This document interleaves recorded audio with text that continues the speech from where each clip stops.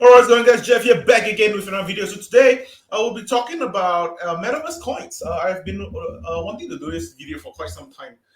So today there won't be any sort of material on screen because basically I kind of have this in my mind for quite some time. But yeah, if you do want to just listen to this as a podcast kind of thing, just minimize this video and then just go on and do your thing. But yeah, let's get started with the metaverse coins that I'm actually very into. And do take note that for in terms of metaverse, I always say that metaverse is something that will not be coming very soon.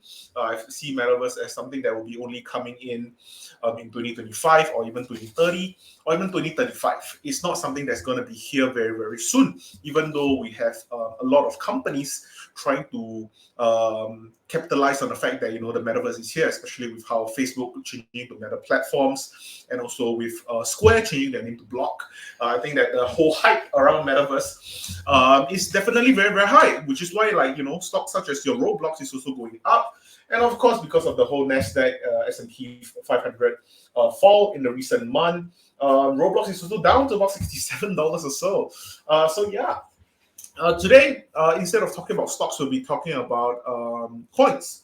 And okay, so just to give you guys some sort of disclaimer, first of all, I'm not someone who is very bullish on cryptocurrency. Hence, you will not hear those very speculative coins from me. Chances are you might think that the coins that I'm actually going to be talking about today would be, well, quite boring to say the least. So let's start with the first one, which would be Mana, which is Decentraland. So Decentraland, a coin that I actually was quite interested back in February of 2021, about last year actually. Yeah, last year. I was actually interested in Decentraland because I thought that that's basically where a lot of the NFTs were actually coming into play, and people were actually getting into the so-called quote unquote metaverse, and basically people got into Decentraland. From there, that was kind of like the gateway drug for people to buy more NFT, flip more NFT, and really speculate on a lot of other projects from there on out. So yeah, I really like Decentraland, especially with what they are actually doing with the NFT side of things. So personally, I would be holding on to Decentraland, and of course, same thing. I'm just going to give you guys full transparency. I do have exposure to Decentraland right now. If I'm not mistaken, I should have about $5,000 to $6,000 exposed to Decentraland. So yeah. I would like to say that that's enough for an altcoin, but of course, for people who are a lot more bullish than I am, go right ahead. All right. Secondly, would be Sand, which is Sandbox. Similar to the whole Decentraland side of things. Usually, when people actually pump Decentraland, Sandbox usually go up as well. If anything, it's actually the other way around, where Sandbox goes up and then Decentraland goes up, because Sandbox is kind of like the leader of the entire space kind of thing. But personally, I do not have any exposure to Sandbox, so I'm not going to say much about that. Hence, I would still think that Sandbox is not really that bad of a coin for us to really keep onto. Right now, if I'm not mistaken, let me just check Sandbox on CoinMarketCap. If I'm not mistaken, the last time I checked Sandbox, it was about $4 or so. Yep, it's right now $3.97. And I'm pretty sure that Sandbox actually went all the way up to about like $8 or something ridiculous at one point. Let's see. Yeah, it was at $8.40. Wow. Okay, drop about 50%. And yeah, that's kind of how, well, not just cryptocurrency, as evidently shown in the stocks market recently. The stocks market is also very volatile. So yeah, I think Sandbox is something that's quite interesting. All right, thirdly, it's going to be Ethereum. All right, so for Ethereum, I think that because a lot of people probably already know that I'm quite bullish on Ethereum. Of course, when I do say that I'm bullish on Ethereum, I'm not someone who just blindly put all my money into Ethereum that way. I do trade into Ethereum quite a lot. Right now, most of my Ethereum are basically in my exchange wallet. I do have some in my MetaMask, which I'm trying to buy a few NFTs right now. But yeah, for Ethereum, I really like it.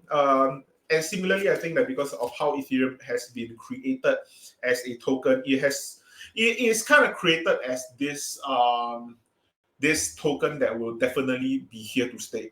I don't see Ethereum really going away, which is why I can see why people are really being bullish into Ethereum as compared to Bitcoin, because Bitcoin is more of a store of wealth, whereas Ethereum is the one that actually have some sort of usage. And of course, if we actually branch out for Ethereum, we also have various other possibility and potential. Let's not forget that we also have Ethereum 2.0 coming, I don't know, like next year or so. So yeah, I think Ethereum 2.0, if Ethereum 2.0 comes out, Ethereum, without a doubt, I think that getting lower gas fees would be the top priority, and afterwards would be the smart contracting of things. But yeah, Ethereum, I think that for the hope of a metaverse is a very simple bridge for me to pass, because chances are people definitely want to be buying a lot of the high profile NFTs right now, especially on OpenSea. And all these high profile NFTs are usually being traded via Ethereum, and it only makes sense for you to get it via Ethereum. And next up is going to be something that's also very, very similar to Ethereum, which is Matic Polygon. And the only reason why I actually like Polygon is also because of the last point that I talked about Ethereum, where because the NFT space, people are actually using Ethereum. Similarly, people are also using Polygon Matic for this entire situation. And I think that Polygon has been also doing relatively well for the past year.